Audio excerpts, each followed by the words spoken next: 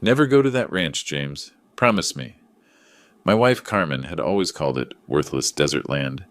After her sudden death, the lawyer handed me keys and said the Texas property was now mine. Since Carmen always claimed it was valueless desert, I planned to sell immediately. But curiosity made me drive out for one look before calling a realtor. The moment I unlocked that front door, I went numb with shock. The worthless land was a $50 million oil operation. But Carmen hadn't just left me a fortune. She'd left me something else hidden deep in an underground bunker that would reveal far more family secrets than I ever imagined. If you think you know what family secrets I found behind that locked door, drop a comment below and tell me where you're tuning in from. I sat in Mr. Sterling's wood-paneled office 3 weeks after burying my wife, staring at the mahogany desk between us. The lawyer's office smelled of leather and coffee, but all I could think about was Carmen's roses dying in our backyard because I kept forgetting to water them. In 32 years of marriage, Carmen Rodriguez had been my anchor. She'd never been demanding, but about one thing she'd been absolutely firm. I was never to visit her family's old land in West Texas. "Just empty desert, my love," she'd say. Nothing but dust and bad memories. I'd respected her wishes, even when curiosity gnawed at me.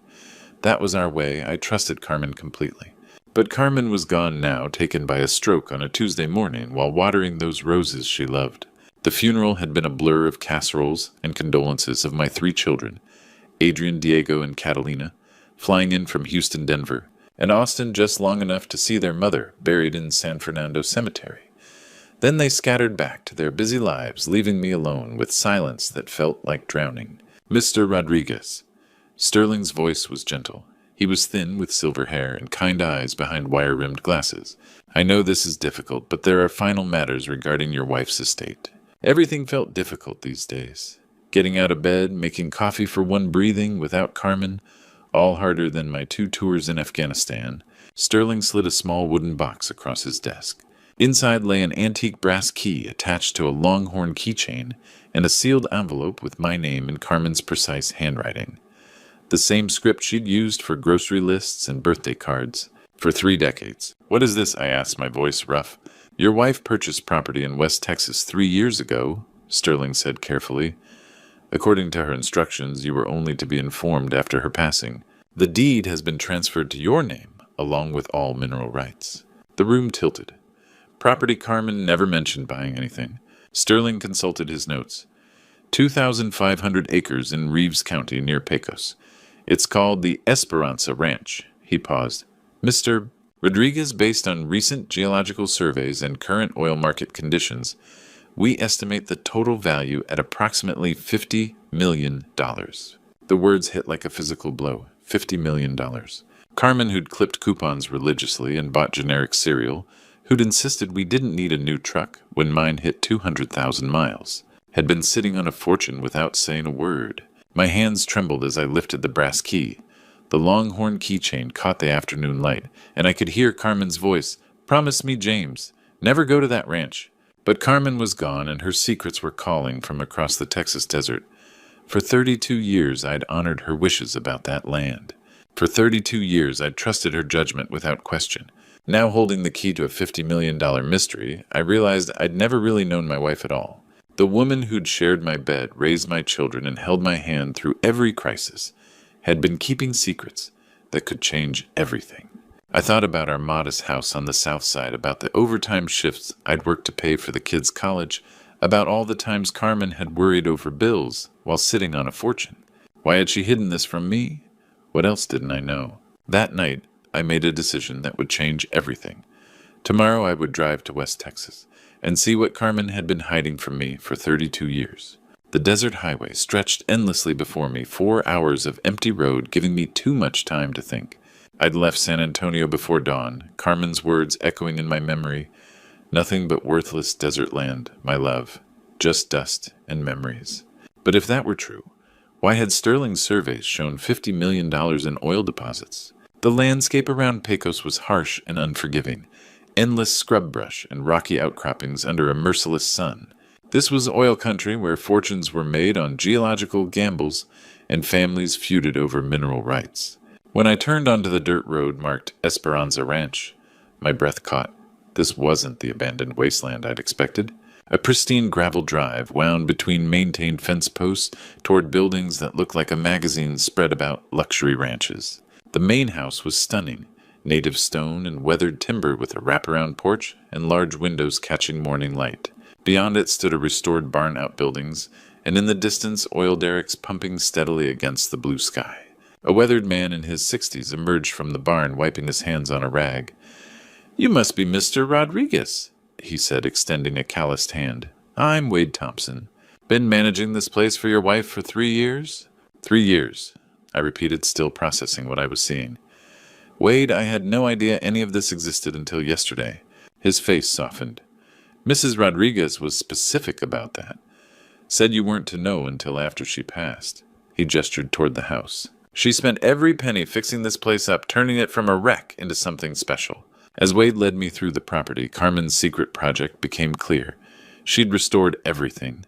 Buildings operations even brought the oil wells online with a company from Midland.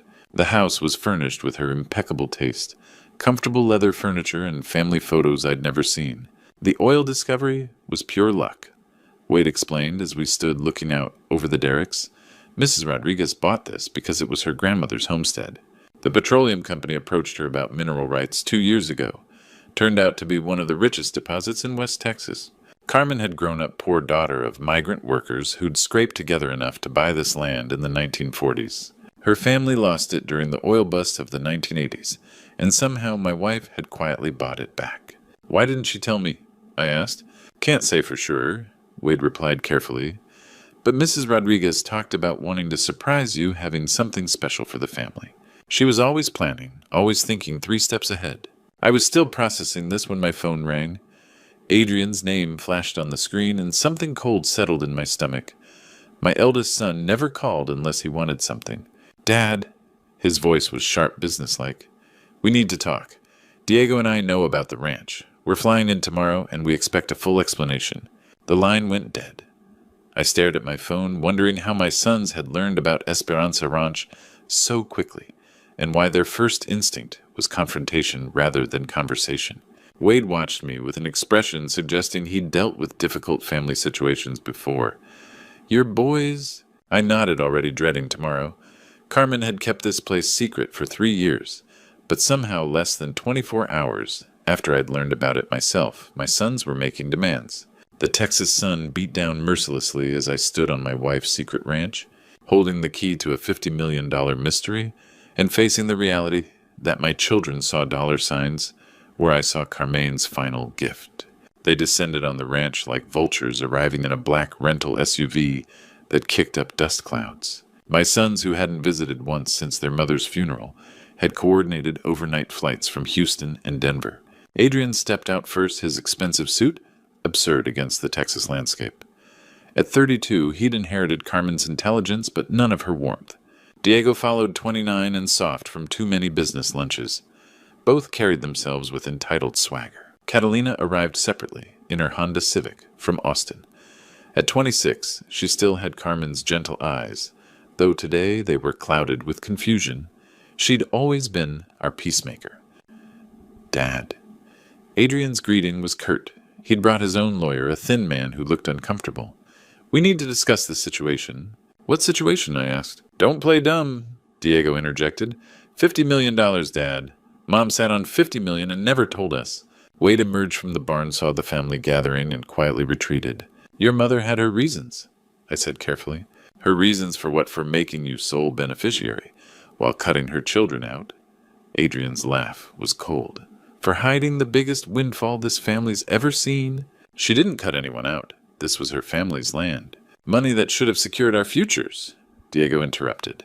"Paid off loans, helped with houses, funded college accounts." "What college accounts?" "None of you have children. You're too busy with careers to think about family." Catalina flinched like I'd slapped her. "That's not fair, Papa," she said quietly. "We're trying to understand why Mom kept this secret from all of us." Adrian sensed his opening. "Exactly, Cat. Think logically.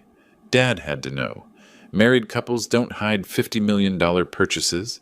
He's been playing us, acting like the grieving widower while sitting on a fortune." "That's not true," I protested. "Then explain it," Diego pressed. "Explain how Mom bought 2,500 acres without you knowing. How she managed renovations, hired staff, coordinated with oil companies, all while keeping you in the dark. I couldn't explain it because I didn't understand it myself. Carmen had been meticulous about finances, discussing every major expense. The idea she'd orchestrated this without my knowledge seemed impossible. Maybe they're right, Papa, Catalina said softly. Maybe you did know about this place. Maybe you're trying to figure out how to keep it all for yourself. Her words hit harder than any physical blow.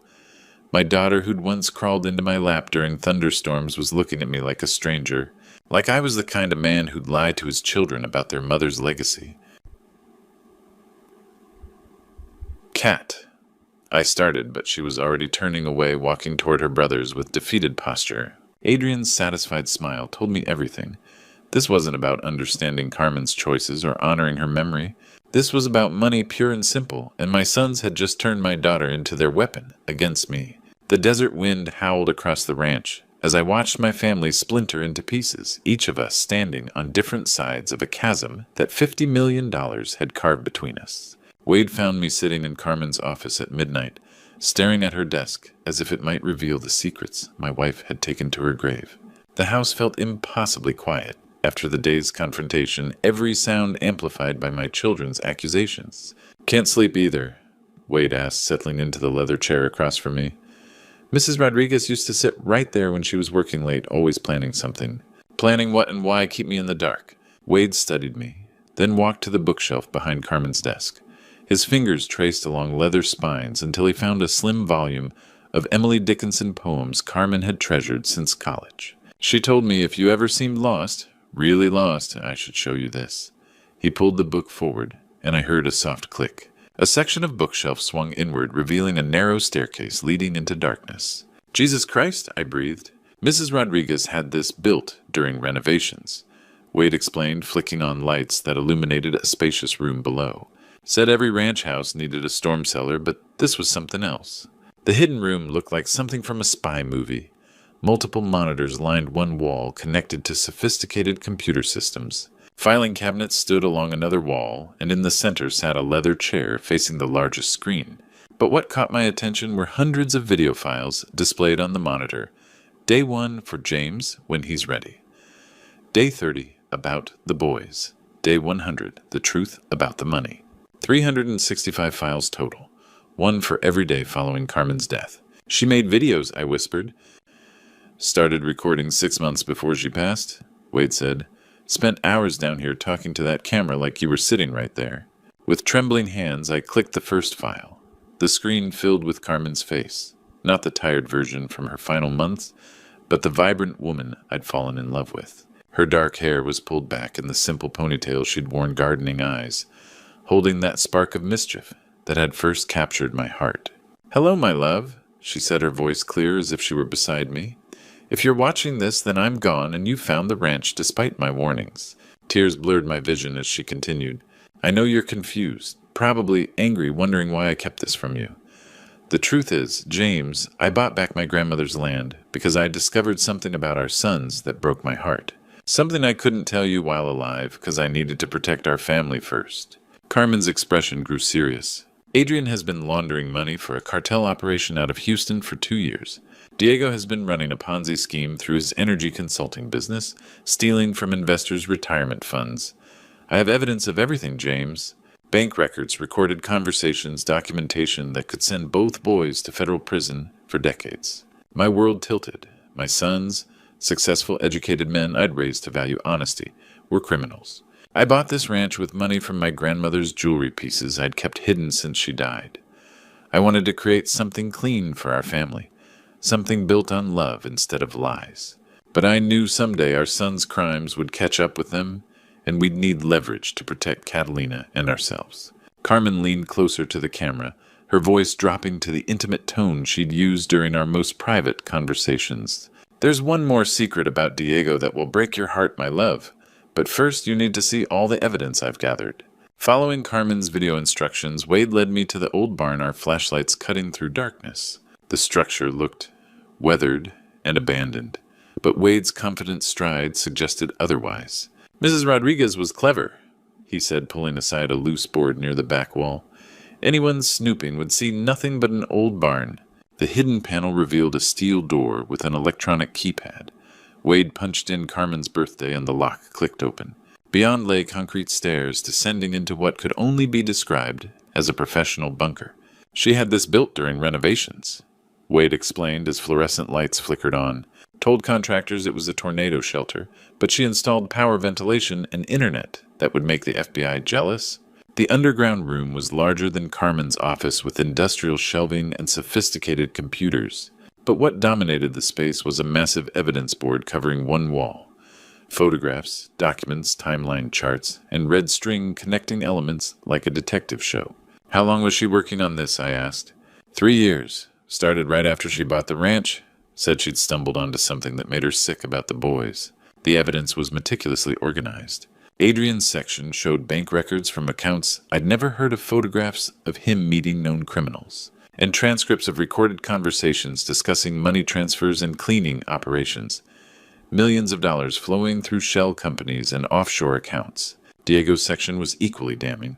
Investment statements showing fabricated returns, client lists of elderly retirees who'd trusted him with life savings, and spreadsheets tracking how he'd robbed Peter to pay Paul while skimming massive fees.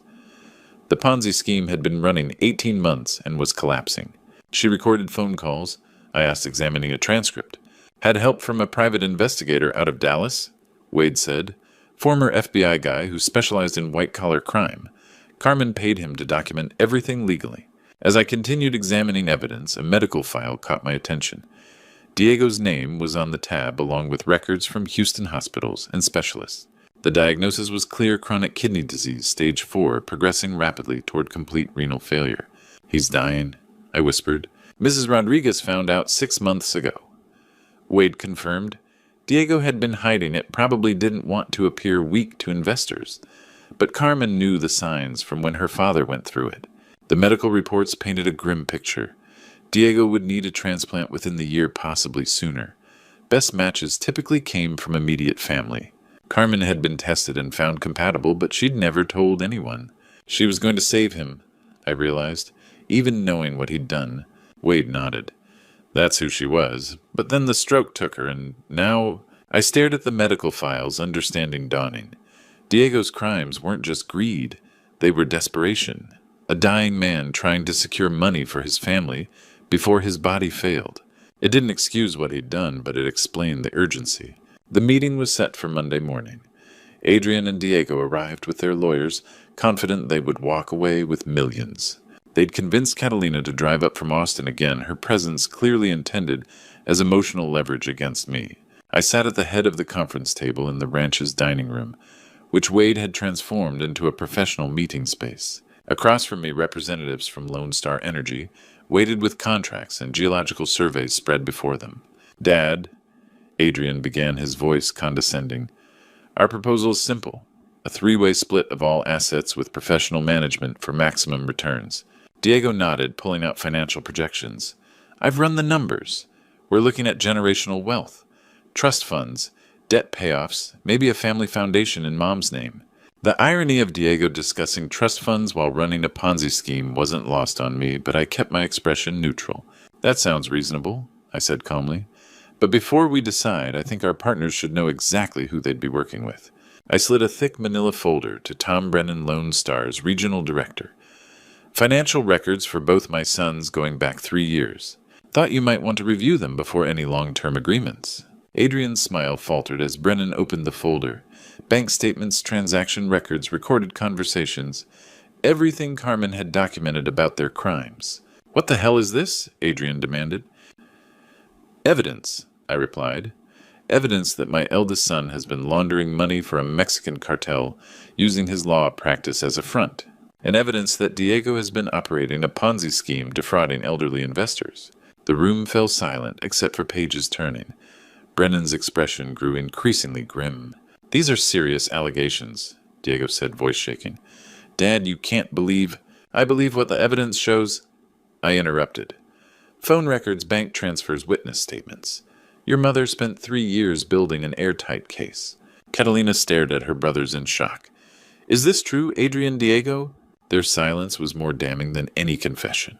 Brennan closed the folder and stood. Mr. Rodriguez, Lone Star Energy cannot continue our partnership under these circumstances. We're terminating all contracts pending legal review. He gathered his materials and headed for the door. Wait, Diego called. You can't just... We don't do business with criminals, Brennan replied without turning. As the oil executives departed, Adrian turned on me with fury. You son of a bitch. You've destroyed us. Do you know what you've done? I've protected this family's reputation, I said. Something you should have considered before becoming criminals. Catalina was crying, the weight of her brother's betrayal sinking in. How could you lie to all of us? But Diego wasn't listening. His face had gone ashen, and he was clutching his side, breathing in short, painful gasps. Diego, I said, anger immediately replaced by concern. He tried to stand, took one step, and collapsed. As the oil executives walked away and Adrian screamed about lawsuits, Diego clutched his side and fell to the floor. Call 911, I shouted, my anger instantly replaced by fear. The ambulance ride to San Antonio felt like the longest hour of my life, watching Diego's face grow paler with each passing mile. The paramedics worked efficiently monitoring his vitals while radioing ahead to University Hospital, but I could see the concern in their eyes as his blood pressure continued dropping. Adrian rode in his own car behind us, his earlier fury replaced by the kind of fear that only comes when you realize money means nothing if you lose the people you love. Catalina had insisted on riding with me in the ambulance, holding Diego's hand and whispering prayers in Spanish, something she hadn't done since childhood. His kidneys are shutting down, one of the paramedics explained as we pulled into the hospital's emergency bay. We need to get him into dialysis immediately. The next few hours blurred together in a haze of medical terminology and waiting room coffee. Dr. Sarah Brennan, the hospital's chief nephrologist, emerged from Diego's room with the kind of expression that meant serious conversations were ahead. Mr. Rodriguez, she said, pulling me aside, your son is in end-stage renal failure. Without immediate intervention, we're looking at weeks, not months. What kind of intervention? I asked, though I already suspected the answer. Kidney transplant. Diego's been managing this condition for months, probably longer, but the stress of today's events pushed his system over the edge. We need to find a compatible donor as soon as possible. Adrian appeared at my shoulder, having caught the tail end of the conversation. What are his chances? With a good match from a family member, excellent. The surgery is routine, and recovery time is typically 6 to 8 weeks for both donor and recipient. Dr. Brennan explained the testing process as nurses drew blood from Adrian, Catalina, and me. The compatibility screening would take several hours, but family members had the best odds of being suitable donors. I should have seen this coming. I said more to myself than anyone else. Carmen knew. She'd been tested and found compatible, but she never told him. Mom knew Diego was sick, Catalina asked, her voice small. She knew everything, I replied. About the kidney disease, about the crimes, about the desperation that drove both your brothers to make terrible choices. For the first time since the confrontation at the ranch, Adrian looked genuinely ashamed. Dad, I never meant for things to go this far. The money, the schemes, it started small, just a way to help Diego pay for treatments he couldn't afford. And then it became about more than medical bills, I said. Yeah, he admitted. It became about proving we were successful, about living up to some image we thought we needed to maintain. Mom would be ashamed of what we became. Catalina reached across the waiting room chairs to take her brother's hand. She would be proud that you're here now that you're trying to save Diego. As we sat in the sterile hospital waiting room, something shifted in our family dynamic. The anger and accusations that had defined our relationships since Carmen's death began giving way to the kind of love that had always existed underneath. Complicated, sometimes painful, but unbreakable. I'm sorry, Papa, Catalina said quietly. I should have trusted you. I should have known you'd never hide anything important from us. You were protecting your brothers, I replied. That's what family does. Dr. Brennan returned as the sun was setting outside the hospital windows, carrying a manila folder with our test results. But instead of the relief I'd expected to see in her expression, there was confusion, maybe even concern. Mr. Rodriguez, we have the test results. There's something unusual we need to discuss. In the quiet consultation room, Dr. Brennan spread the lab results across the table, her expression troubled. The fluorescent lights hummed as she arranged papers with careful precision. Mr. Rodriguez, she began gently, the compatibility testing revealed something unexpected. You're not a match for Diego, but the blood work showed genetic markers that prompted additional tests. She slid a DNA analysis toward me. The technical language was dense, but the conclusion was clear. Probability of paternal relationship, 0.0%. I don't understand, I said, though part of me already did. Diego is not your biological son, Dr. Brennan said softly. The genetic markers indicate no familial relationship. I'm sorry. I know this is shocking. 29 years of fatherhood flashed before my eyes. Teaching Diego to ride a bike, helping with homework, celebrating his successes. All built on a foundation I'd never questioned. There has to be a mistake, I whispered. We ran the test twice to be certain, she replied. I'm truly sorry. The drive back to the ranch passed in a blur. Wade guided me to Carmen's secret room without a word. With trembling hands, I clicked on the video labeled Final Message about Diego. Carmen's face filled the screen, looking tired, older, as if her secrets had finally become too heavy. My darling James. She began, if you're watching this, then you know the truth about Diego. I can only imagine your pain right now, and I'm so sorry for what I did to our family. Tears blurred my vision as she continued. When you were deployed in Afghanistan for your second tour, I was lonely, scared, and made the biggest mistake of my life. I had an affair with Jeff Collins, a man I met at the base support group. It only lasted a few weeks, but Diego was conceived during that time.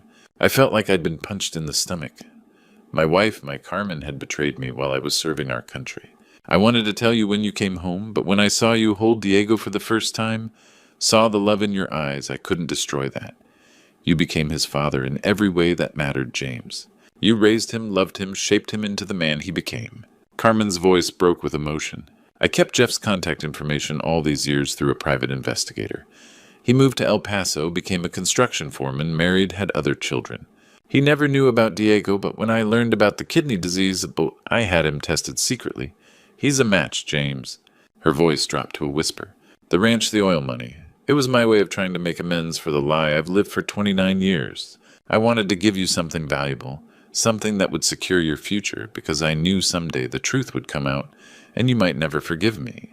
Carmen leaned closer to the camera, tears streaming down her face.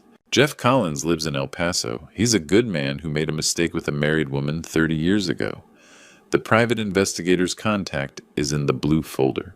Jeff doesn't know about Diego, but I believe, I pray, that he'll want to help save the son he never knew he had.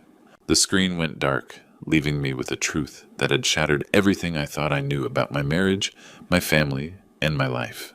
Through my tears, I heard Carmen's final words, I'm sorry, James. I'm so sorry. 2 weeks later, I sat in a coffee shop in El Paso across from a man who had Diego's eyes. Jeff Collins was 54, with graying temples and weathered hands of someone who'd spent decades in construction. I never knew, he said quietly. Carmen never told me she was pregnant. If I'd known, I would have tried to help. She was protecting everyone, I replied. Carmen always thought 3 steps ahead. Jeff showed me pictures of his wife and 2 teenage daughters. I've been married to Linda for 22 years. My girls don't know about what happened with Carmen.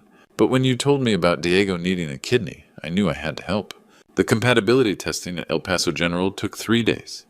Jeff was a perfect match. While waiting for surgical scheduling, I got to know Diego's biological father. Decent, hardworking, the kind of man who coached Little League and helped elderly neighbors. I want to meet him before the surgery, Jeff said. I need him to know I'm not trying to replace you as his father. The meeting took place at the ranch. Diego, still weak, but determined, sat with Adrian and Catalina on the porch, a united front I hadn't seen since childhood. You have your mother's stubborn streak, Jeff said with a sad smile, and apparently my kidney's tendency to quit working. Diego laughed despite everything. Lucky me on both counts. Giving you a kidney isn't about claiming you, Jeff continued. James Rodriguez raised you, loved you, shaped you. I'm just grateful I can help. After Jeff left to prepare for surgery, my children asked to speak with me privately. We sat in Carmen's old office, the weight of recent revelations heavy between us. Adrian spoke first, his voice breaking. Dad, I'm so sorry. For the crimes, for turning Catalina against you, for questioning your integrity, when you've been nothing but honest your whole life. I'm sorry too, Papa, Catalina whispered. I should have trusted you. Should have known you'd never hide anything important from us. Diego, despite his weakness, leaned forward. You had every right to walk away from me when you learned I wasn't your biological son. Instead, you're helping save my life. I don't deserve your forgiveness, but I'm begging for it anyway. I looked at my 3 children. broken, ashamed, but finally honest, and felt Carmen's presence in the room. "You're my children," I said simply. "Not because of blood, but because of choice. Because of love. That doesn't change because you made mistakes." "Even after everything we did?" Adrian asked. "Especially after everything you did. That's what real fathers do. We love you through the worst of yourselves and help you become better." The surgery was scheduled for the following month. Adrian began cooperating with investigators working to return stolen funds. Diego reached out to his victims trying to make amends. Catalina took leave from teaching to coordinate everything. "Carmen would be proud," I told Catalina one evening as we watched the oil derricks pump in the distance. "She would be proud of you most of all," she replied, "for choosing forgiveness over anger." The night before Diego's surgery, I sat in Carmen's secret room one final time. Her image filled the screen, beautiful and hopeful. "I know you're angry with me, James," she said, "but I hope you'll understand that everything I did was about love. Complicated, imperfect human love." As I headed upstairs, I realized she was right. Carmen had been right all along. Family isn't about blood. It's about the people who choose to love you, protect you, and never give up on you. Even from beyond the grave, she was still teaching us what really mattered. The oil derricks continued their rhythm outside, pumping wealth from the earth Carmen had reclaimed. But her real treasure wasn't measured in dollars. It was the lesson that love, forgiveness, and second chances could heal even the deepest wounds. Looking back on everything that happened after Carmen's death, I realized how close I came to losing my family forever. The secrets, the lies, the money, they nearly destroyed us all. But sometimes God has a way of using our darkest moments to teach us the most important lessons. Don't be like me, friends. Don't let pride and anger blind you to what really matters. When I discovered my son's crimes, my first instinct was revenge. When I learned about Carmen's affair, I wanted to hate her memory. But God showed me that forgiveness isn't about what others deserve. It's about what love requires. The truth is, this true story taught me that family isn't defined by blood or perfection. It's defined by the choice to keep loving, even when it hurts. Diego may not share my DNA, but he's my son because I chose to raise him, protect him, and forgive him. That's what real fathers do. Carmen's ranch became more than just inheritance. It became a place where broken people learn to heal. These grandpa stories I'm sharing aren't just about oil money or family drama. They're about second chances, about how God can work through our mistakes to create something beautiful. The oil wells still pump on that Texas land, but the real treasure was learning that love conquers blood, forgiveness heals wounds, and true family is built on choice, not genetics. If this true story touched your heart, please share it with someone who needs to hear about forgiveness. Subscribe to hear more grandpa stories about life, love, and the lessons that matter most. Tell me in the comments, what family lesson has shaped your life the most? I went to the FedEx office to pick up a package, but the clerk handed me an encrypted drive I never ordered. He said, "Your wife asked us to deliver this exactly 3 years after her death." I froze. Adeline had been dead for 3 years. Inside was a message, "Ask the children why they lied about my death." When I discovered the truth, I realized my family had been hiding a dark secret I never could have imagined. Before we continue, hit subscribe and let me know in the comments what country you're listening from. What I discovered next changed everything I thought I knew about family. Morning Atlas. Felix Hawthorne called from behind the counter. 20 years working this route, and he knew every customer by name. "Got your daughter's package from Seattle right here." I signed the electronic pad, my 65-year-old hands not quite as steady as they used to be. 3 years since Adeline's death, and I still wasn't used to handling everything alone. "Thanks, Felix. Nova keeps sending too much coffee." Felix disappeared into the back room, then returned with a second item. A small black encrypted drive wrapped in brown paper. No return address. "Almost forgot. Your wife asked us to deliver this today specifically." The world stopped. "I'm sorry, what?" Felix pushed the device toward me with his usual smile.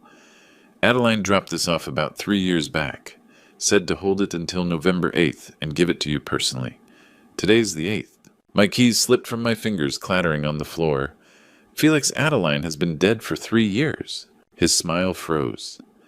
"What? No, Atlas, that's impossible. She was standing right where you are talking about encryption keys and digital protocols. Very specific about the security." She died November 8th, 2021. Cancer. I was holding her hand. Felix went white. But she knew all the technical terminology. She was very much alive when she gave me this. The device sat between us like a bomb. The label showed Adeline's distinctive handwriting. Neat, precise, exactly like her mathematical research notes. I need to get home. I drove my Tesla through Fremont's tech-lined streets in a daze.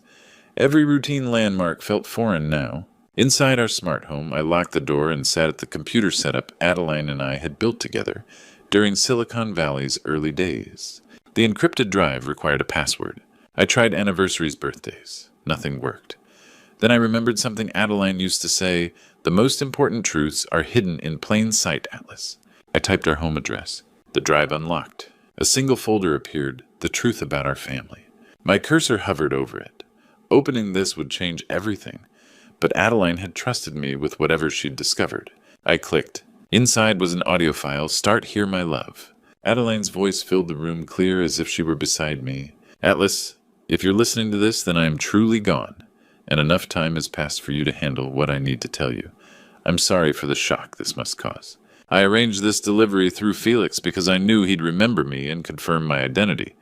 You needed proof this came from me." Her voice wavered slightly.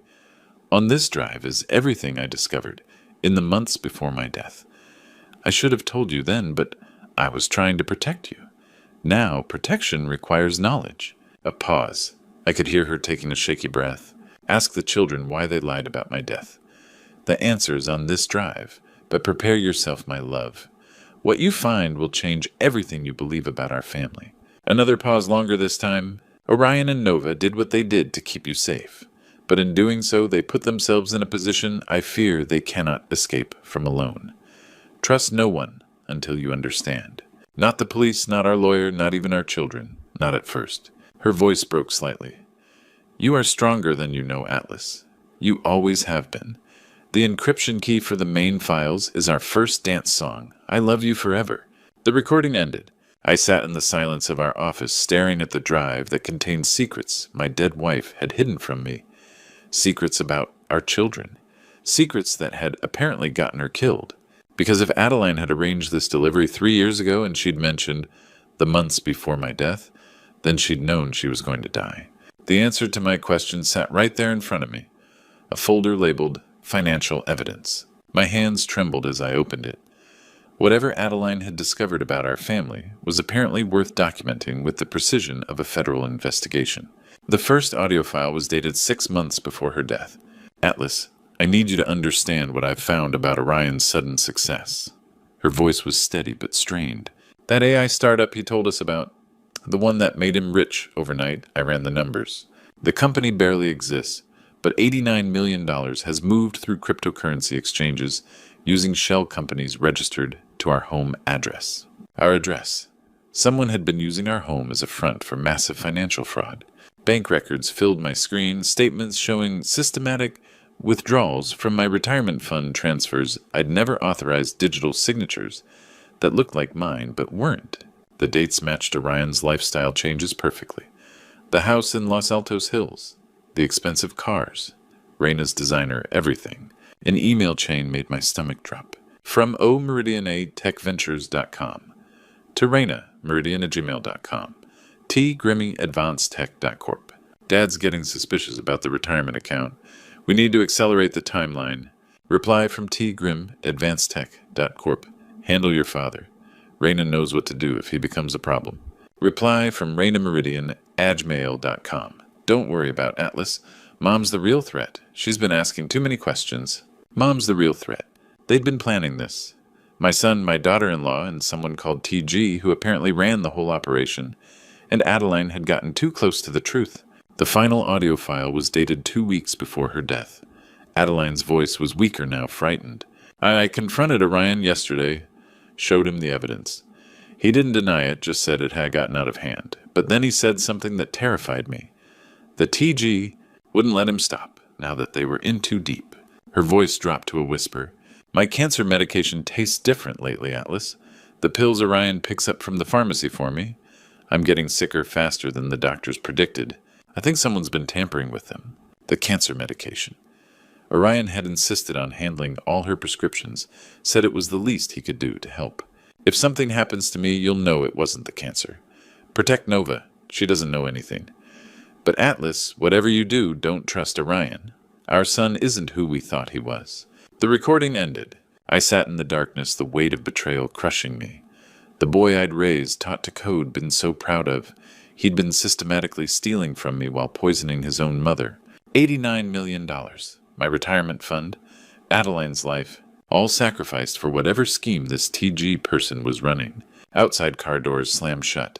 Heavy footsteps crunched across the gravel driveway, moving with purpose toward my front door. Multiple sets of footsteps. They weren't here to talk. The front door exploded inward as I grabbed the encrypted drive. 3 men in tactical gear swept into my living room. Professional. Armed. I had maybe 10 seconds before they reached the office. Adeline's warning echoed, "Trust no one until you know the truth." I shoved the drive into my jacket and bolted for the back door. My phone triggered our smart home's rear exit, just as boots thundered upstairs. "He's not here. Check the office." I slipped through the back garden, staying low behind the hedge. My Tesla was probably compromised. Instead, I sprinted toward the neighbor's fence, grateful for those morning walks with Adeline. There, moving toward Stevenson Boulevard, I vaulted the fence, landing hard in the Johnsons' yard. Their German shepherds barking covered my escape as I flagged down an Uber. 24/7 internet cafe on Pacific Commons. Drive fast. Through the rear window, 2 black SUVs tore from my driveway.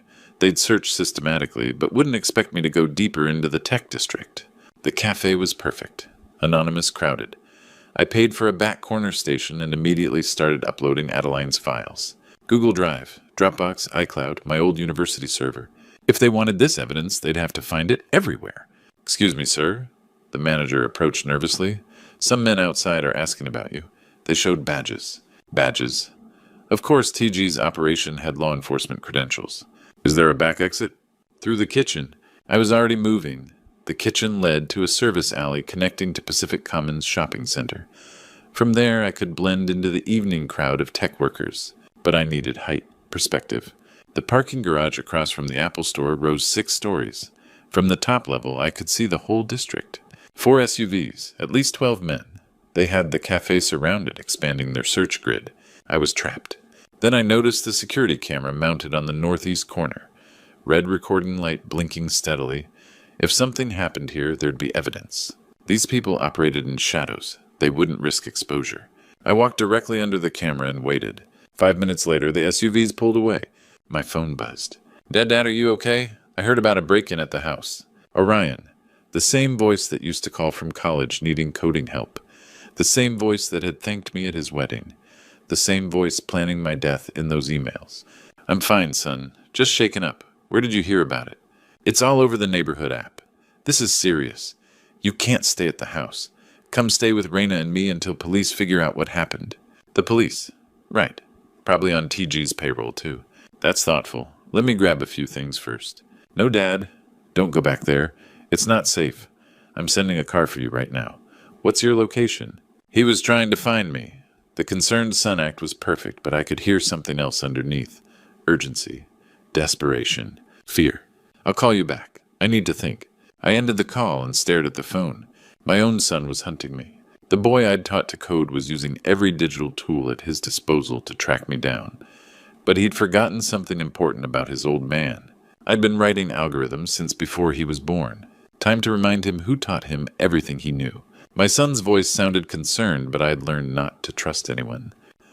20 minutes later, I sat across from Orion at Blue Bottle Coffee in Palo Alto. The cafe buzzed with venture capitalists and startup founders providing perfect cover. But I had to be careful. But one wrong word could put me in immediate danger. "Dad, you look terrible." "Are you hurt?" Orion reached across the table, concern etched on his face. I remembered that expression from his childhood. The same worried look when he'd broken something and blamed Nova. "I'm fine, just shaken up." I kept my voice steady. "The police said it was probably random. Burglars looking for electronics? That's what I heard on the neighborhood app." He leaned forward. "But Dad, you can't stay at the house alone. It's not safe." Interesting. How had he known I wasn't staying at the house? I hadn't mentioned leaving. "You're probably right. I was thinking of getting a hotel room for a few days." "No need for that. Come stay with Raina and me. We have plenty of space." The same house bought with my stolen retirement money. That's generous, but I don't want to impose. Besides, I should probably stay close to home in case the police need anything. Orion's eyes flickered with something. Frustration. What could they possibly need? It was just a break-in.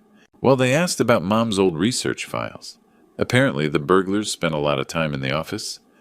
I watched his reaction carefully. Strangest thing, they seemed to know exactly where to look.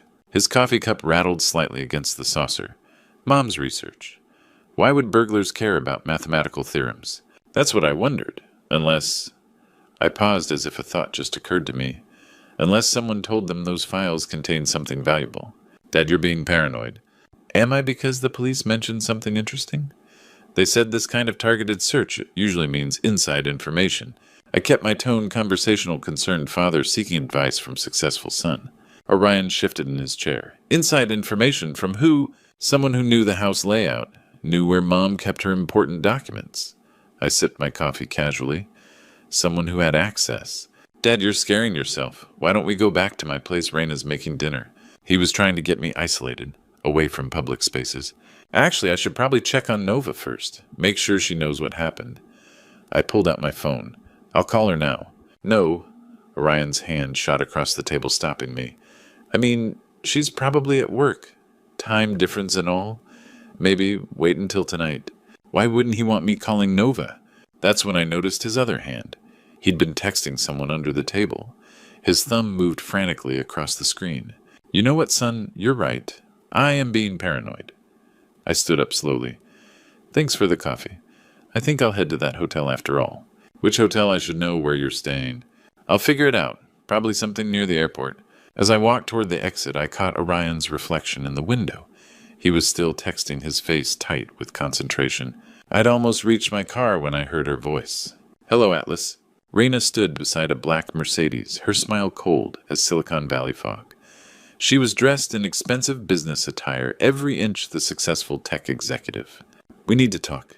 Raina's smile was ice cold as she approached, clearly in control. I was hoping we could avoid this conversation, Atlas. But Orion tells me you've been asking uncomfortable questions. I glanced back at the cafe. My son was inside phone, pressed to his ear, watching us with the expression of someone in over his head. Questions about my retirement money, about my wife's death. Those seem reasonable. Your wife's death was unfortunate but necessary. Her voice carried no emotion. Adeline was brilliant, but she couldn't leave well enough alone. The casual admission hit like a physical blow. This woman had sat at my dinner table, called me dad, and murdered my wife. You killed her? I solved a problem. Adeline discovered our operation 6 months before her cancer diagnosis. The cancer just gave us convenient cover. And Orion, your son is ambitious, greedy, weak, but he's not a killer. That required actual vision. She gestured toward her Mercedes. Get in. We're discussing terms at my office. What terms? You have Adeline's evidence files. I want them back. And if I refuse... Raina showed me a photo that froze my blood. Nova bound and gagged in what looked like a warehouse. Your daughter is very pretty. Tragic if something happened to her. They had Nova, my innocent daughter who'd never hurt anyone. The files Atlas, all of them, including your cloud backups. She knew about the uploads. Fine, but Nova goes free first. That's not how this works. Get in. We drove to Orion's startup office in the industrial district. State-of-the-art smart building. One I'd helped design 2 years ago when I thought my son was legitimate. Impressive setup, I said as we entered. Orion could afford it with your retirement fund. 3rd floor, open concept office glass and steel cryptocurrency displays on every wall. Sit. Raina pointed to a chair. Orion emerged from a side office looking sick. Dad, I never wanted... Shut up. Raina's voice cut like a blade. Your father is transferring Adeline's files to our servers. She pulled up a workstation. I need your cloud passwords, all of them. But I was studying the room's smart systems, the same network I'd helped design. My phone connected automatically. I still had administrative access. You know Raina, Orion really spared no expense on this place. I triggered the fire suppression system. Halon gas flooded the room. Emergency lighting activated, elevators locked down. What did you do? Raina spun around, eyes wide. Emergency protocols. In 30 seconds, this floor seals and ventilation shuts down. Orion ran for the stairs. Smart. He remembered the schematics. Raina lunged at me, something metallic flashing. I dove behind a server rack as the room's communications went dark. My override had cut their network phones everything. You think this changes anything? I still have your daughter. I reached the server room, fingers flying across the emergency console. All building systems controlled from here, including external communications. Cut their communications, their whole operation falls apart. My phone buzzed, one call getting through. Dad, Nova's voice, terrified. Dad, help me, they have me. The line died, but I'd heard something in the background.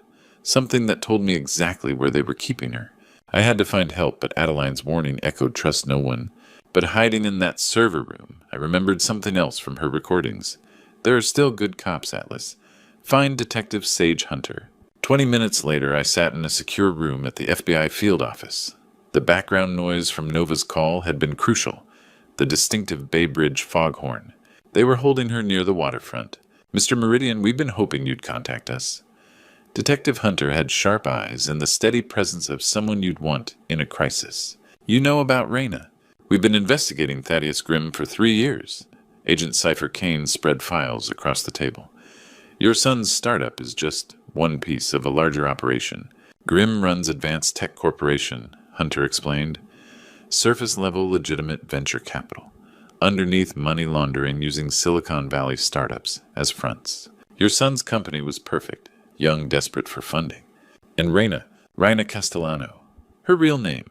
Grimm's top lieutenant, specializes in compromising targets. She's been working your family for 5 years. 5 years, since before she met Orion. Detective Ravencross feeds them information from inside, Kane continued. Every time we got close, she'd tip them off. So you can't trust your own people. We can't trust Cross, but we've been building a parallel case. Hunter leaned forward. Are you willing to help us end this? They have my daughter. We know where. Kane pulled up satellite imagery. Grimm owns a warehouse complex near Pier 33.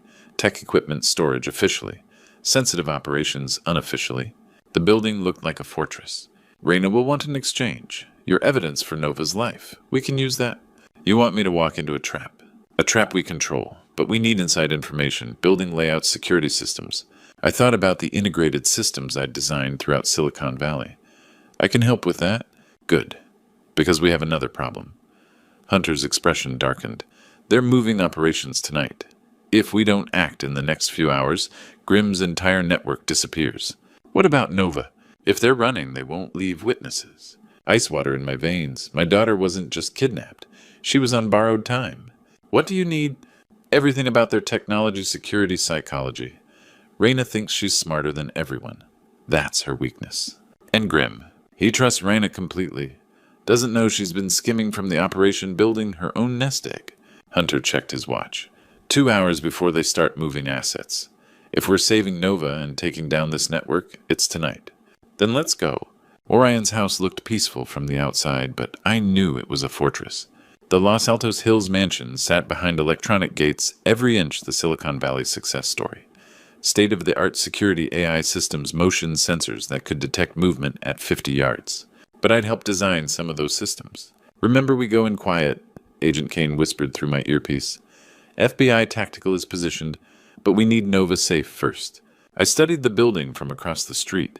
2 years ago, Orion had asked for my security advice. I'd been so proud thinking my son wanted his old man's expertise. Now I realized he'd been planning betrayal even then. There, I pointed to the north wall. Blind spot in camera coverage. Motion sensors have a 3-second delay on that angle. We moved quickly, staying low. My 65-year-old knees protested, but adrenaline carried me forward. Nova was inside, terrified and alone. The external cameras were easy. I still had backdoor codes from my consulting work. A few keystrokes, and the security system showed empty lawn. The laser grid in the main hallway was new but predictable. I'd taught Orion about security redundancy. He'd learned too well. We crawled under the beams, following paths I'd mapped from memory. The house hummed with servers and climate control. Nova's voice came from below us, faint but unmistakable. Dad, are you there? The basement server room. Most secure location surrounded by electronic countermeasures. I found the hidden access panel behind the kitchen pantry. Another feature I'd suggested. Stairs led to a high-tech bunker. Nova sat tied to a chair, tears streaming, but her eyes lit up when she saw me. Dad, I'm here, sweetheart. I cut her restraints, pulling my daughter into a fierce hug. Dad, I heard them talking. Orion's been planning this for years. Grimm promised him everything. Money, power, new identity if they had to run. It's okay, we're getting you out. Not so fast. Orion stood in the doorway, unrecognizable. Cold eyes calculating expression. A pistol in his right hand. I really hoped it wouldn't come to this, Dad. Orion, please. She's your sister. Sister. We're not even real family anymore, Dad. Blood doesn't mean anything when you've been living a lie your whole life. He stepped forward, gun steady. You both know too much now. I raised you better than this. You raised me to be weak, to follow rules, care about feelings. Grimm taught me what really matters. Power control, taking what you want. His voice turned bitter. You know what's funny, Grimm's been more of a father to me than you ever were. He saw my potential when you just saw disappointment. The words hit like physical blows, but they gave me an idea. You're right, son. Grimm taught you well. My phone was still connected to the house systems. While Orion gloated, I triggered automated lockdown. Steel shutters slammed over windows. The door sealed electromagnetically. Emergency lighting bathed everything red. What did you do? Orion spun panic, replacing confidence. Activated your own security against you. Something Grimm never taught. Always know your environment better than your enemy. The gun wavered. This doesn't change. Agent Kane moved like lightning, disarming Orion before he could finish. My son collapsed to his knees, finally looking like the scared boy I remembered. It's over, Orion. No. Barely a whisper. Grimm will never let this end. He'll kill all of us before letting his operation fall apart. Heavy footsteps echoed above us. Multiple sets moving with military precision. Game over, Atlas. Thaddeus Grimm's voice carried through the intercom, cold and amused. I'm afraid my young protege is right. This is far from over. Thaddeus Grimm walked into the room like he owned the place. Because he did. The man behind everything stepped through the sealed doorway, as if electromagnetic locks were merely suggestions. Tall, silver-haired, wearing a perfectly tailored suit that probably cost more than most people's cars. He moved with the confidence of someone who'd never faced real consequences for his actions. Until tonight. Atlas Meridian, the famous software architect. Grimm's voice carried the smooth polish of a man accustomed to boardrooms and power lunches. I've been looking forward to meeting you properly. The feeling isn't mutual. Oh, but it should be. You see, this has all been about you from the very beginning. Grimm gestured around the high-tech bunker. 10 years of careful planning. Your company, your innovations, your brilliant mind. I needed all of it. So you decided to steal it. And I decided to acquire it through the most efficient means available. Your son made an excellent inside man once we found the right leverage. Orion flinched at the words, still kneeling where Kane had left him. Reyna was even more useful, Grimm continued. Beautiful, intelligent, completely without conscience. The perfect handler for a weak-willed mark like Orion. And my wife? Grimm's expression didn't change. Adeline was brilliant, but inconvenient. She discovered our operation 6 months before her cancer diagnosis. We simply accelerated her timeline. The casual admission of murder hung in the air like poison gas. You're insane. I'm practical. Your wife's death served multiple purposes. It eliminated a threat, provided cover for our activities, and left you emotionally vulnerable. We could have continued indefinitely if she hadn't been so thorough in her documentation. Heavy footsteps echoed from the stairway above, multiple sets moving fast. That would be Detective Cross. Grimm smiled. Come to arrest you for industrial espionage and murder. Such a tragic end to a brilliant career. But the voice that called down wasn't Detective Cross. FBI building is surrounded. Detective Hunter's voice amplified through a megaphone. Grimm's confidence flickered for the first time. Impossible. Cross assured me. Cross has been under surveillance for 6 months, Agent Kane said, rising from behind the server rack. Every conversation, every payment, every order you gave her. We have it all. The sound of tactical teams moving through the house above us was unmistakable now. Grimm's perfectly orchestrated plan was collapsing in real time. Orion, tell them. Grimm's voice turned desperate. Tell them your father forced you into this. Tell them he was the mastermind. But my son just stared at the floor, broken. I can't do this anymore. Orion's voice was barely a whisper. I can't lie anymore. Dad, I'm sorry. I'm so sorry for everything. Pathetic! Reyna's voice cut through the emotional moment like a blade. She'd been silent until now, calculating her options. You were always weak, Orion. Grimm should have known better than to trust a mama's boy. She moved toward the emergency exit I'd forgotten about, a maintenance tunnel that connected to the neighboring property. Agent Kane was faster. going somewhere Ms. Castellano. The takedown was swift and professional. Raina hit the floor hard, her designer outfit finally showing some wear. Thaddeus Grimm, you're under arrest for conspiracy, money laundering, and murder. Detective Hunter appeared at the top of the stairs, weapon drawn, but controlled. Atlas Nova, are you both all right? We're fine. I managed, still holding my daughter close. As they led Grimm away in handcuffs, he looked back at me one last time. You think this is over? There are others. Bigger operations.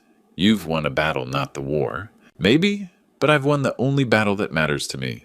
The next few hours passed in a blur of statements, evidence collection, and medical checks. The FBI had been building their case for years, and tonight's operation had given them everything they needed. Orion was taken into custody, but Hunter assured me that his cooperation would be considered during sentencing. Raina showed no remorse, already demanding lawyers and making threats about what she'd reveal if they didn't cut her a deal. As the house finally emptied of law enforcement, I found myself alone in Orion's office. That's when I noticed it. A small envelope tucked behind his computer monitor, marked with Adeline's handwriting. For Atlas, when it's over. Inside was a single sheet of paper. My darling husband, if you're reading this, then you've done what I knew you could do. You've saved our family. You've found the strength I always saw in you, but you never saw in yourself. I love you forever, and I'm so proud of the man you've become. Take care of Nova. Take care of yourself. And remember, love transcends everything, even death. Adeline. I sat in that empty office and cried for the first time since her funeral. But these weren't tears of grief anymore. They were tears of gratitude. 6 months later, I stood in federal court as Grimm received his sentence. Life imprisonment without parole. Judge Martinez's voice carried absolute finality.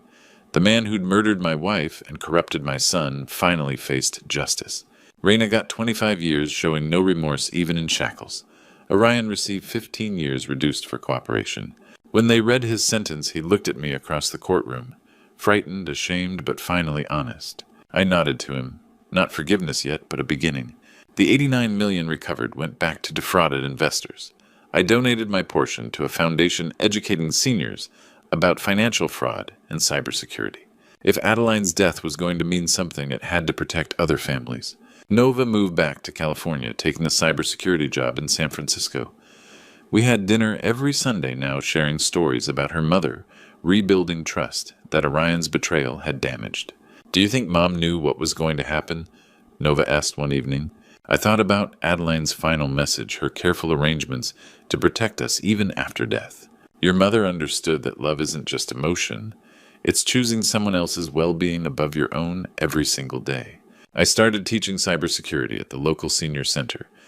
Every Tuesday and Thursday, helping people my age navigate the digital dangers that had nearly destroyed us. It was Adeline's work, using knowledge to protect the vulnerable. Sundays after dinner, I'd visit Adeline's grave in the hills above Fremont. The simple headstone read, Beloved Wife, Mother, and Truth Seeker. Thank you for trusting me with the truth, I'd tell her. Thank you for believing I was stronger than I knew. From the cemetery, you could see the tech companies below, places where dreams were born and sometimes corrupted. But you could also see neighborhoods where families lived, children played, people like us built lives worth protecting. I'd learned that family isn't about blood. It's about people who stand by you when everything falls apart, who trust you with secrets, who believe in your strength when you don't. Detective Hunter and Agent Kane became friends. Monthly coffee meetings sharing stories about justice served. They'd shown me there were still good people fighting for what's right. Technology should serve humanity, not destroy it. That lesson I passed to students, to Nova, to anyone who'd listen. Our tools should strengthen families and protect communities, not tear them apart for profit. Sitting in my apartment that evening, looking at Adeline's photo, I realized something profound. She wasn't really gone. Her love, wisdom, and fierce protection lived on in every choice I made, every person I helped, every moment I chose truth over convenience. The encrypted drive sat in my desk drawer. Now its secrets revealed purpose, fulfilled. But Adeline's real inheritance wasn't digital evidence. It was knowledge that love transcends everything, even death itself. And sometimes the greatest gift you can give someone is the chance to discover their own strength. The cemetery overlooked Silicon Valley's gleaming towers, but from up there you could see what really mattered. The homes where families gathered, the schools where children learned, the communities where people chose to care for each other despite the risks. Adeline had taught me that truth isn't just about facts and evidence. It's about the courage to act on what you know is right, even when it costs everything. Looking back on this true story, I realize how blind I was to the signs right in front of me. Don't be like me. Don't ignore your instincts when something feels wrong about the people closest to you. I trusted too easily, loved too blindly. When Orion started flashing money and expensive cars, I should have asked harder questions. When Raina seemed too perfect, too eager to please, I should have been suspicious. But like many grandpa stories teach us, sometimes we learn wisdom only through pain. God has a way of revealing truth when we're ready to handle it, even when that truth shatters everything we believed about our family. I spent 3 years grieving Adeline's death, never knowing she'd been murdered by our own son's greed. The Lord works in mysterious ways. He used my wife's love from beyond the grave to save what remained of our family. This true story taught me that technology can be both blessing and curse. The same encrypted drive that revealed my son's betrayal also contained my wife's final act of love. Don't be like me. Don't wait until tragedy strikes to truly see the people around you. If you're hearing this among other grandpa stories about family betrayal and redemption, remember, blood doesn't guarantee loyalty, but love transcends even death itself. God gave me strength I didn't know I possessed when I needed it most. The hardest lesson. Sometimes protecting your family means fighting against your own children. I pray to God that none of you ever face such a choice. But if you do remember, truth is always worth the cost, no matter how much it hurts. This true story changed me forever. At 65, I learned that being a grandfather means more than just loving your family.